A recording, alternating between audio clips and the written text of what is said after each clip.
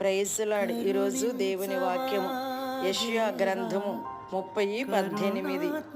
మిమ్మును కరుణింపవలెనని ఆయన నిలువబడి ఉన్నాడు. ప్రార్థన.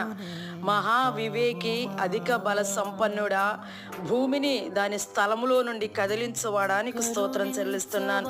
మాకున్న వేదనను బట్టి, బాధను బట్టి, మాకున్న సమస్యలను బట్టి, మాకున్న భారమును బట్టి మీ సన్నిధిలో ప్రార్థించినప్పుడు మా ప్రార్థనలకు, మా విన్నపములకు మేము పెట్టిన మొర ఆలస్యమైనప్పుడు ఆ విషయమై మా మీద మీరు దయ చూపించి మమ్మల్ని కరుణించే దేవుడు ఉంటున్నావు.